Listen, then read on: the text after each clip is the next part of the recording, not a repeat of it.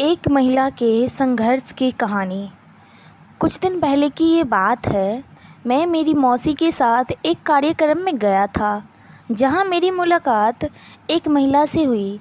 मेरी मौसी से मुझे उसके बारे में काफ़ी कुछ पता चला और सच मानिए उसे सुनकर मेरी आंखें भर आई। आप भी पढ़िए क्या है उस बेचारी की कहानी। वह सिर्फ 17 साल की थी जब उसकी शादी एक ऐसे आदमी से करा दी गई जो उससे लगभग 14 साल बड़ा था। शादी के एक महीने बाद उसे पता चला कि उसका पति शराबी है। सच्चाई सामने आने के बाद वह हर रात उसके साथ दुर्व्यवहार, मार पिटाई करता था और उसे अपने माँ से पैसे लाने के लिए मजबूर करता था। जब वह इनकार करती तो लोहे की रोड से उसे पीटता। उसने कई बार अपनी माँ को इन तकलीफ़ों के बारे में बताया, लेकिन उसकी माँ ने कहा यह हर घर की समस्या है और तुम्हें इसे खुद ही ठीक करना होगा या इसको सहन करना होगा। उसकी सास उसके पति से भी बदतर थी और उसे केवल 2 समय का भोजन देती थी और उसे सफाई, कपड़े धोने आदि जैसे सभी प्रकार के काम करने के लिए मजबूर करती थी।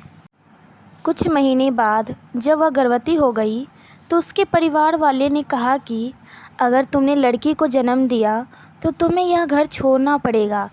दुर्भाग्य से उसने एक लड़की को जन्म दिया। वह दिन उसकी ज़िंदगी का सबसे बुरा दिन था और उन्होंने उसे बुरी तरह पीटा और घर छोड़ने के लिए मजबूर कर दिया। ऐसे में कोई क्या करेगा।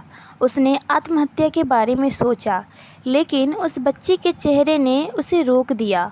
वह जानती है कि उसे अपनी बच्ची को सफल बनाने के लिए कड़ी मेहनत करनी होगी। उसने अपनी सोने की बालियां बेच दी और एक पेपर कैरी बैग फैक्ट्री में नौकरी करने लगी, जहां उसे सिर्फ 150 रुपये 2000 कैरी बैग बनाने के मिलते थे। उसे रोज़ाना कम से कम 8 से 9 घंटे काम करना पड़ता था। इस काम के साथ साथ उसने एक ढाबे में टेबल और बर्तन साफ़ करने का काम भी किया और उसने वहाँ रोज़ाना 5 से 6 घंटे काम किया और प्रतिदिन 100 रुपये वहाँ से कमाने में सक्षम हो गई। अब वह प्रतिदिन 250 से 300 रुपये की कमाई करती थी, जो उसके बच्चे को पालने के लिए पर्याप्त थी। लेकिन कुछ महीने के बाद उसे पीठ संबंधित कुछ समस्याओं का सामना करना पड़ा और इससे वह कमज़ोर हो गई। इस समस्या के बाद उसे सफाई की नौकरी छोड़नी पड़ी और खिलौने की फैक्ट्री में मज़दूर के तौर पर काम करना शुरू कर दिया। इस तरह उसने अपनी बेटी की शिक्षा का प्रबंधन किया और अपने बच्चे के जीवन को आसान बनाने के लिए कई काम किए। वह जानती है कि भगवान केवल उन्हीं की मदद करते हैं जो कड़ी मेहनत करते हैं।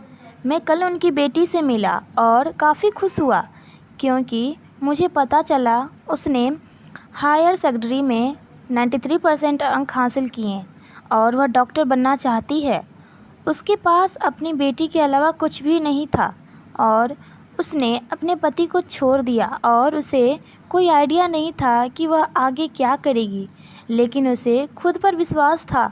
दोस्तों, आजकल थोड़ी सी समस्या आई नहीं कि लोग हार मान लेते हैं, डिप्रेशन में चले जाते हैं या अपने जीवन को ही समाप्त करते हैं।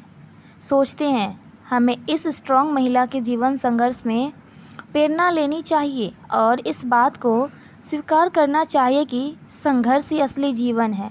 ये कहानी कैसी लगी हमें कमेंट